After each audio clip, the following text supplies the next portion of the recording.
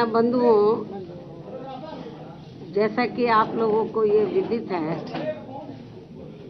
कि हर नव वर्ष के पहले महीने में ही आज के दिन दिनांक 15 जनवरी को पूरे देश में हमारी पार्टी के लोग मेरा जन्मदिन मनाते हैं और हमेशा की तरह वे आज भी मना रहे हैं। और अब मैं सबसे पहले ऐसे अपने उन सभी शुभचिंतकों का व विशेषकर बीएसपी के लोगों का हार्दिक दिल से आभार प्रकट करती हूँ, जो इस बार भी कोरोना नियमों का पालन करते हुए आज मेरे जन्मदिन को पूरे देश भर में विभिन्न स्तर पर वे अपने महान संतों, गुरुओं एवं महापुरुषों में भी खासकर महात्मा ज्योतिबा फुले, छत्रपति शाहू जी महाराज, नारायणा गुरु, बाबा साहब डॉक्टर भीमराव अंबेडकर एवं मान्यवर श्री कांशीराम जी आदि की मानवतावादी सोच व मूवमेंट को ध्यान में रखकर तथा जिनके बताए हुए रास्तों पर चलकर ही मैंने उनकी सोच व मूवमेंट को आगे बढ़ाने के लिए अपनी जिंदगी भी समर्पित की है, जिसके तहत चलकर ही इस वर्ष भी वे आज मेरे जन्मदिन को जन कल्याणकारी दिवस के रूप में बहुत ही सादगी व संजीदगी के साथ मना रहे हैं। और इस मौके पर हर वर्ष हमारी पार्टी के ये लोग अपने आर्थिक सामर्थ्य के हिसाब से अपने अपने क्षेत्रों में सर्व समाज में से विशेषकर गरीब, कमजोर, लाचार, असहाय व अन्य जरूरतमंद लोगों की विभिन्न रूपों में आर्थिक मदद भी करते हैं और इस बार भी ये लोग काफ़ी मदद कर रहे हैं। वैसे हमारी पार्टी समाज में विशेषकर गरीब, कमजोर, असहाय व अन्य उपेक्षित वर्गों के हित एवं कल्याण के लिए हमेशा ही अति गंभीर, संवेदनशील, ईमानदार व संघर्षरत रहती है, जिसके मुताबिक चलकर ही बीएसपी ने अपने नेतृत्व में यहाँ 4 बार यूपी में अपनी सरकार भी चलाई है। और इस दौरान हमारी पार्टी की रही सरकार ने मेरे जन्मदिन के मौके पर ऐसे लोगों के हित व कल्याण के लिए अनेकों नई जनहित की योजनाएं प्रारंभ की हैं, जिनसे इन्हें काफ़ी मदद भी मिली है। लेकिन ये सब यहाँ जातिवादी, संकीर्ण, सांप्रदायिक व पूंजीवादी मानसिकता रखने वाली विरोधी पार्टियों को अच्छा नहीं लगा है, जिसकी खास वजह से ही तब फिर इन्होंने यहाँ बीएसपी के विरुद्ध अंदर एकजुट होकर व सभी साम, दाम, दंड भेद आदि अनेकों हथकंडे इस्तेमाल करके बीएसपी को आगे बढ़ने से व सत्ता में आने से भी रोका है। ये भी सर्वविदित है। जबकि ऐसी मानसिकता रखने व नीतियों पर चलने वाली खासकर कांग्रेस, बीजेपी व इनकी समर्थक पार्टियों की वजह से ही अपने देश में यहाँ शुरू से ही गरीबी, बेरोजगारी, महंगाई व भ्रष्टाचार आदि भी लगातार बढ़ रहा है। किसान, मजदूर, छोटा व्यापारी व अन्य मेहनतकश लोग भी यहाँ काफ़ी दुखी हैं और इन सब मामलों में बीजेपी के शासनकाल में तो स्थिति और भी ज़्यादा खराब व दयनीय बनी हुई है, जिन पर पर्दा डालने व लोगों का ध्यान बांटने के लिए ही अब ये पार्टी आए दिन नई व हवाई घोषणाएं करने एवं निवेश लाने के नाम पर भी किस्म की नाटकबाजी आदि करने का ही सहारा ले रही है तथा जिनसे जमीनी हकीकत में यहाँ के गरीब एवं मध्यम वर्ग के लोगों को कुछ भी खास लाभ होने वाला नहीं है। साथ ही इनकी गलत नीतियों व गलत कार्यशैली की वजह से ही अब यहाँ उत्तराखंड व अन्य पहाड़ी बाहुल्य प्रदेश भी काफ़ी ज़्यादा प्रभावित हो रहे हैं। इसके अलावा देश में ज़रूरतमंद लोगों को सही से बसाने की बजाय उल्टा हल्द्वानी की तरह ही अधिकांश उन्हें उजाड़ा जा रहा है। हालांकि हल्द्वानी के लोग तो अभी माननीय सुप्रीम कोर्ट की वजह से थोड़े बचे हुए हैं और अब यहाँ यूपी सहित पूरे देश में कानून व्यवस्था को ठीक करने की आड़ में जो घिनौनी राजनीति की जा रही है, ये सब भी किसी से छिपा नहीं है। साथ ही जांच एजेंसियों का भी देश व जनहित में इस्तेमाल करने की बजाय ज़्यादातर इनका भी राजनीतिकरण ही कर दिया गया है। ये भी देश के लिए काफ़ी चिंता की बात है। इसके साथ साथ पिछले कुछ वर्षों से देश में ईवीएम के जरिए चुनाव कराने को भी लेकर यहाँ की जनता में किस्म किस्म की आशंकाएं व्याप्त हैं, जिन्हें दूर व ख़त्म करने के लिए बेहतर तो यही होगा कि अब यहाँ आगे सभी छोटे बड़े चुनाव पूर्व की तरह सीधे बैलेट पेपर से ही कराए जाए। बीएसपी के मुख्य चुनाव आयोग से तथा केंद्र की सरकार से भी ये पुरजोर मांग व सलाह भी है।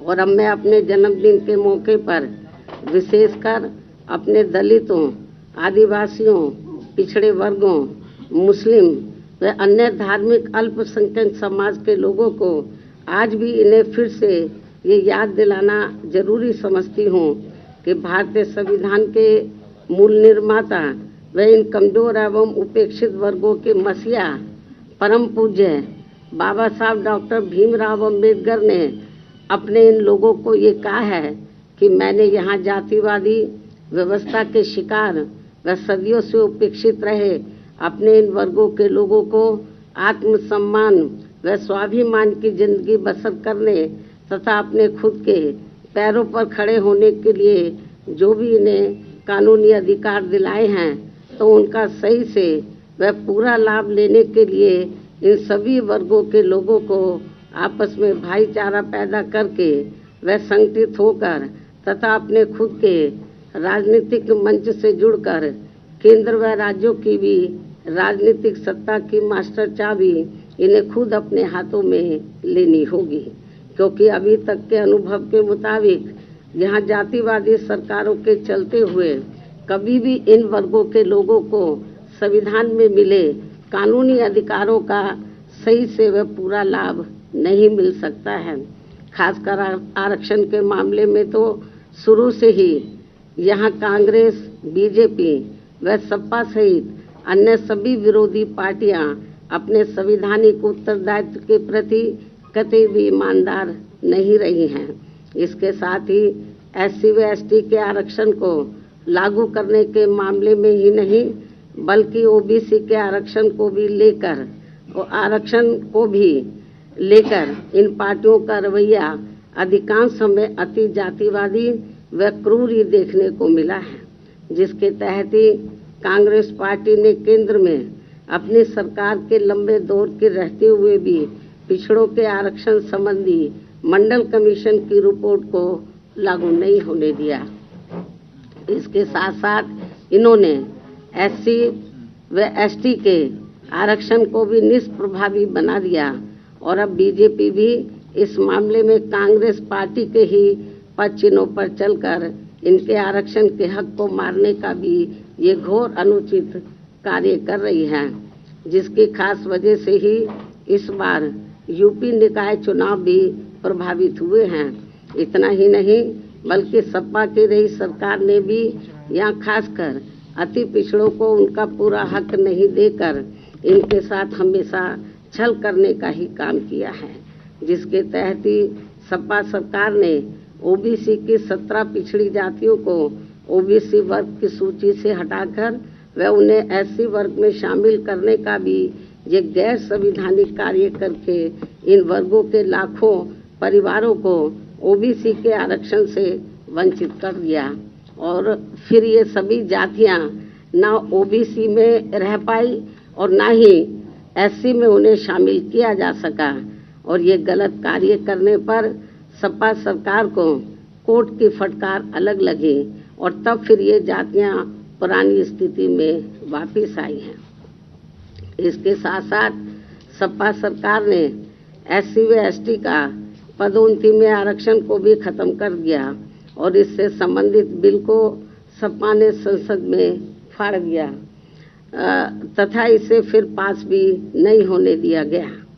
जबकि बीएसपी की रही सरकार में एससी व एसटी के साथ साथ अति पिछड़ों व पिछड़ों को भी उनका आरक्षण का पूरा हक व लाभ जबकि बीएसपी की रही सरकार में एससी व एसटी के साथ साथ अति पिछड़ों एवं पिछड़ों को भी उनका आरक्षण का पूरा हक व लाभ दिया गया है। अन्य सभी मामलों में भी इनका प्राथमिकता के आधार पर पूरा ध्यान रखा गया है। साथ ही इनके संतों, गुरुओं व महापुरुषों आदि को भी हर स्तर पर पूरा आदर सम्मान दिया गया है, जिनकी सभी विरोधी पार्टियों की रही सरकारों में हर स्तर पर काफी उपेक्षा की गई है।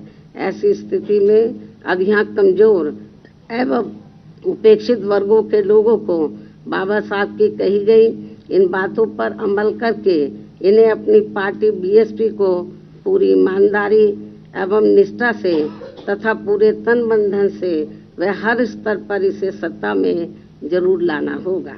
तभी फिर इन लोगों को बाबा साहब के दिए गए संवैधानिक कानूनों का सही से वह पूरा लाभ मिल सकता है और तभी ये लोग यहाँ अपने आत्मसम्मान व स्वाभिमान की भी जिंदगी व्यतीत कर सकते हैं।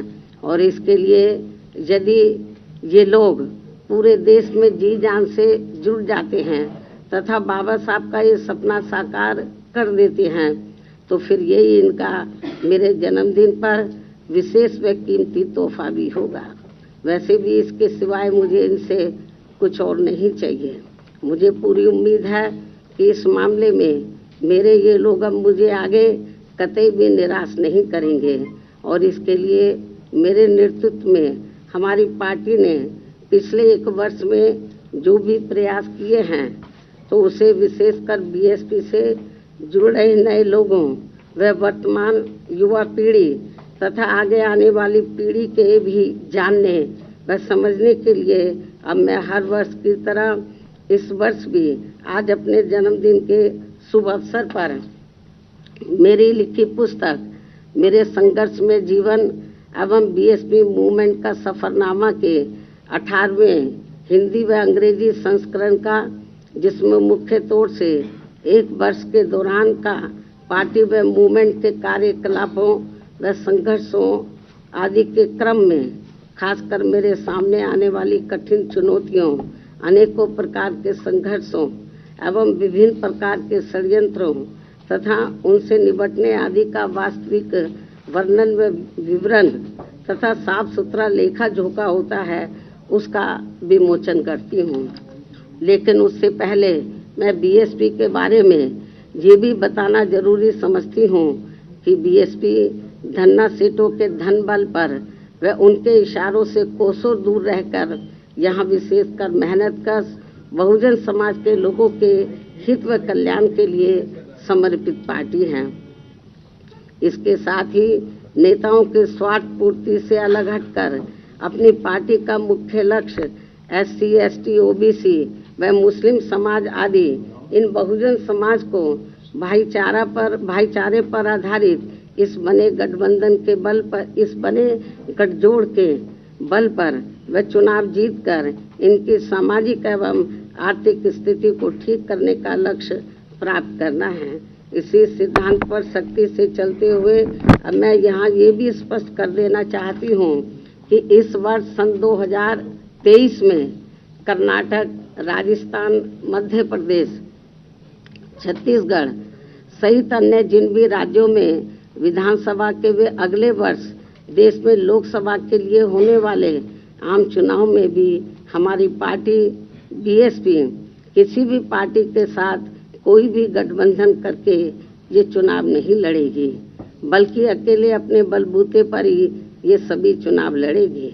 और आज पार्टी की ये नीतिगत घोषणा करना मेरे लिए इसलिए भी जरूरी हो गया है क्योंकि खासकर कांग्रेस व अन्य कुछ और दलों ने भी षड्यंत्र के तहत बीएसपी से गठबंधन करने का भ्रम जानबूझकर अभी से ही फैलाना शुरू कर दिया है, जबकि बीएसपी ने एक दो बार यूपी आदि राज्य स्तर पर अभी तक जो भी चुनावी गठबंधन किया है तो उससे केवल पंजाब को छोड़कर हमारी पार्टी की तरह उनका वोट हमें ट्रांसफरेबल नहीं होने के कारण फिर बीएसपी को ही हानि ज़्यादा हुई है। इसलिए इस मामले में अब तक के ज़्यादातर रहे खराब अनुभवों को ध्यान में रखकर अब हमारी पार्टी ने आगे विधानसभा व लोकसभा का आम चुनाव भी अकेले ही लड़ने का फैसला लिया है। इन्हीं जरूरी व खास बातों के साथ ही अब मैं पुनः मेरे जन्मदिन मनाने वाले अपने सभी शुभचिंतकों व विशेषकर पार्टी के लोगों का पूरे तय दिल से आभार प्रकट करती हूँ तथा उन्हें नव वर्ष सन 2023 की बहुत बहुत आप लोगों के साथ साथ मीडिया बंधुओं के साथ साथ उन्हें भी नव वर्ष सन 2023 की बहुत बहुत हार्दिक बधाई व ढेरों शुभकामनाएं भी देती हूँ। साथ ही कुदरत से ये कामना किंतु मैं अपनी व पार्टी के लोगों की भी मेहनत व संघर्ष पर ये भरोसा करती हूँ कि आने वाले समय में निश्चय ही सर्व समाज के गरीबों एवं मेहनतकश लोगों के तथा बहुजन समाज के लिए भी वास्तव में सन 2023 का ये वर्ष नया सवेरा बनकर जरूर आएगा और फिर उनके जीवन से जुड़ी बहुत सारी अच्छी उम्मीदें जरूर पूरी होंगी।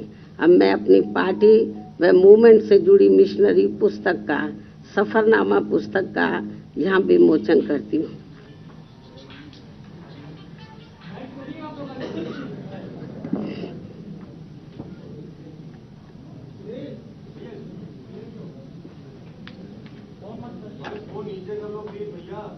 आगे वाले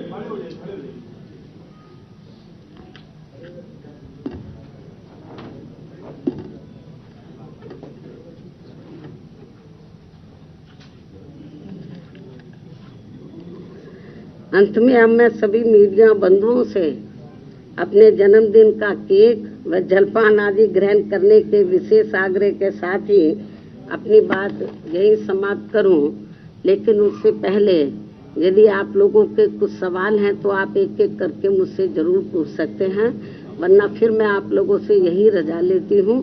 धन्यवाद। जय भीम व जय भारत।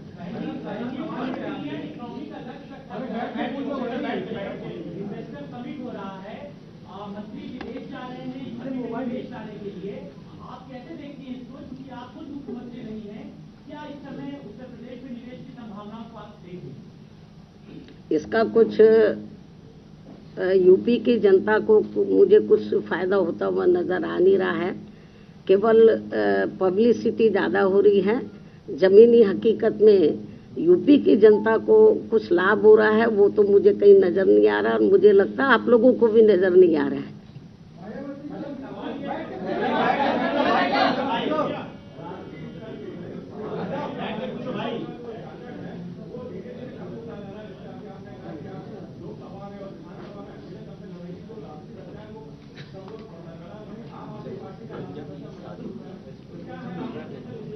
ये तो राजनीति में उतार चढ़ाव बातें रहते हैं। अभी जहाँ तक बीएसपी का अपना बेस वोट है वो टच से मस इधर उधर नहीं हुआ है, लेकिन इलेक्शन में कभी कभी जो दूसरा तबका है, खास तौर से जैसे ओबीसी के लोग हैं, माइनॉरिटीज के लोग हैं या अपर कास्ट के लोग हैं, तो चुनाव में इस किस्म के कुछ ये लोग वायदे कर देते हैं कि ये लोग गुमराह हो जाते हैं, जिसकी वजह से थोड़ा सा पार्टी को पिछले चुनाव में नुकसान हुआ है। और लोग तो ये भी कहते हैं कि ये इस बार जो यूपी में असेंबली का चुनाव हुआ, रिजल्ट आने के बाद तो लोगों का ये कहना था कि जिस बस्ती में या जिस पोलिंग बूथ पर, तो जिस एरिया में ज़्यादातर दलितों का ही वोट है या बड़े पैमाने पर दलितों का वोट है, और उन्होंने बीएसपी को वोट दिया, लेकिन जब उस एरिया का मशीनें निकली तो वो वोट कहीं और का निकल आया। तो इसलिए मैंने आपको ये कहा है कि ईवीएम में भी को भी लेकर अब काफ़ी आशंकाएं लोगों में पैदा हैं, तो हो सकता है कुछ ये भी, इसमें भी कुछ गड़बड़ी की आशंका तो है।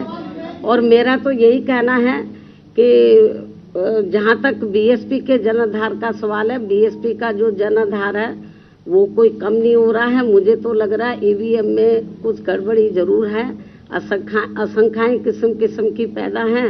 और नहीं तो मुख्य चुनाव आयोग और सेंटर की गवर्नमेंट सामने आए और वो कराए बैलेट पेपर से चुनाव, मालूम पड़ जाएगा कि उनके साथ कितना वोट है और हमारे साथ कितना है। आप लोगों को मैं ये बताना चाह रही हूँ, आप लोग मेरी बात की तरफ थोड़ा ध्यान दें कि जब से बीएसपी बनी है, 14 अप्रैल 1984 को बीएसपी का गठन किया गया था, उसके बाद जब तक चुनाव बैलेट पेपर से होते रहे तो बीएसपी का जो ना तो वोट प्रतिशत कम हुआ है और ना ही बीएसपी का जनाधार हमें कम नजर आया है, और हमारी सीटें भी बढ़ी हैं। लेकिन जब से चुनाव बैलेट पेपर के स्थान पर तो मशीन के जरिए जब से हुआ है, तब से हमारा जो वोट प्रतिशत है वो प्रभावित हुआ है और हमारी जो संख्या है वो प्रभावित हुआ है। तो कुछ ना कुछ गड़बड़ तो जरूर है। यदि ऐसा नहीं था तो जब तक चुनाव बैलेट पेपर से होता रहा तो तब तक तो हमारी पार्टी का हमेशा हर चुनाव में ग्राफ बढ़ा है, सीटें भी बढ़ी हैं। लेकिन जब से ईवीएम से चुनाव होना शुरू हुआ तब से ये सब गड़बड़ हो रहा है। अब तो हमारे जनाधार पे भी असर पड़ा है। और लेकिन मुझे तो यही कहना है कि कभी कभी ये जो गड़बड़ जो भी लोग करा रहे हैं, लेकिन हो सकता है कि कभी ये गड़बड़ कराने वाले लोग, इनका सिस्टम ही ना फेल हो जाए, मतलब तो जो जिधर से भी ये लोग करा रहे हैं, तो मेरा तो अपने लोगों को यही कहना है कि आप लोग प्रयास करो, पार्टी के लोग प्रयास करें, लोगों को तैयार करें। आज नहीं तो कल ये जो जहां से ये सिस्टम शुरू हुआ, आपको मालूम है कि दुनिया के जिन देशों में पहले बैलेट पेपर से चुनाव होता था, जहां मशीन से शुरू हुआ, तो जब लगा इसमें धांधली हो रही तो वहां खत्म कर दिया, बैलेट पेपर से वहां चुनाव हो रहा है। तो इसलिए मैं आपको ये बताना चाह रही हूँ कि ये मशीनों का कमाल है और कुछ नहीं है। नहीं तो ये लोग ईवीएम की बजाय बैलेट पेपर से कराएं, तो आप रिकॉर्ड उठा के बीएसपी का देख लो। जब तक बैलेट पेपर से चुनाव होता रहा, हमारा हर चुनाव के अंदर हमारी पार्टी का जनाधार बढ़ा है और वोट का प्रतिशत बढ़ा है और सीटें बढ़ी हैं। और जब से ये मशीनें आई हैं तब से ये गड़बड़ हुआ है। जरूर कुछ दाल में काला है और इसको लेकर हम लोग माननीय सुप्रीम कोर्ट में भी गए। ऐसा नहीं है हमारी पार्टी गई, और भी पार्टियां गई मतलब, लेकिन उसके बाद उन्होंने कहा कि हम पर्ची सिस्टम वो भी गड़बड़ है, बोलते 4-5 पर्ची निकाल लेंगे। ऐसा नहीं है, ये ठीक सिस्टम नहीं है। बल्कि जब ये वोटिंग मशीन में वोट पड़ा है तो उससे जो पर्चियां, उससे पूरी की पूरी पर्चियां टैली होनी चाहिए, मालूम पड़ जाएगा। फिर उसको भी ये करने के लिए तैयार नहीं है ये। तो इसलिए ये जो आपने सवाल पूछा है, ये केवल ईवीएम का कमाल है और कुछ नहीं। और पूछो। नहीं, हम तो जो कर सकते थे, हम लोग माननीय सुप्रीम कोर्ट में गए, हमने माननीय चुनाव आयुक्त को भी कहा। आज फिर हम मीडिया के माध्यम से कह रहे हैं कि आप बैलेट पेपर से चुनाव कराएं। दुनिया के बहुत से ऐसे देश हैं जहां पर ये सब गड़बड़ हो रहा था, वो फिर से बैलेट पेपर पर आ गए। क्यों नहीं बैलेट पेपर पे आते हैं?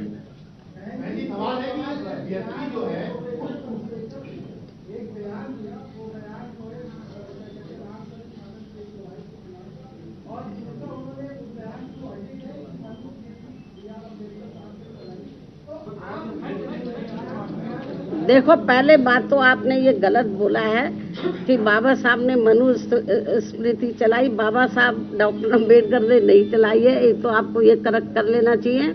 और उन्होंने किस संदर्भ में ये बात बोली है मुझे नहीं मालूम। यदि मुझे मालूम होता किस संदर्भ में बोलिए तब मैं प्रतिक्रिया देती। तो उन्होंने मुझे ये चीज मीडिया नहीं दिखा रहा किस संदर्भ में बोली है, तो किसका रेफरेंस उन्होंने दिया और मैंने सुना नहीं है। और जब तक वो किस संदर्भ में बोला तो कोई प्रतिक्रिया करना ठीक नहीं होगा।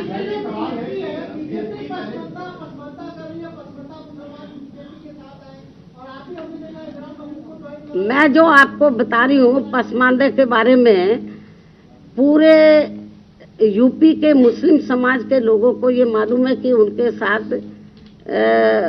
किस प्रकार की ज्यादती हो रही है, यूपी में नहीं पूरे देश के अंदर। तो जहाँ तक पसमानदा का सवाल है, ये मैंने ट्वीट के जरिए भी कहा था, जो मुस्लिम समाज है वो मुस्लिम पहले पसमानदा बाद में है। तो जो उनके साथ में जुल्म ज्यादती हो रही है, मुझे नहीं लगता कि वो भारतीय जनता पार्टी के किसी भी प्रकार के बहकावे में आएंगे। तो वो इनके बहकावे में आने वाले कतई भी नहीं है।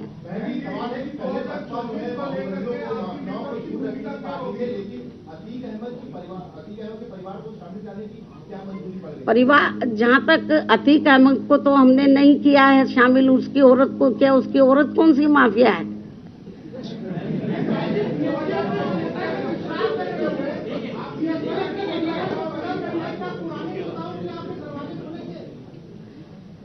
आपको ये मालूम है, जो पुराने नेता गड़बड़ हैं, हम लोग तो जिनको किनारे कर देते हैं उनको लेते नहीं हैं हम।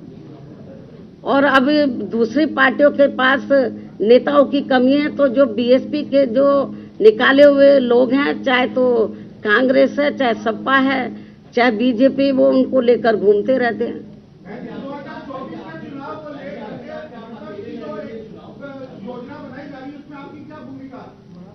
बीएसपी की जो विचारधारा है, तो जो विपक्ष की जितनी पार्टियां हैं उनसे बिल्कुल अलग है।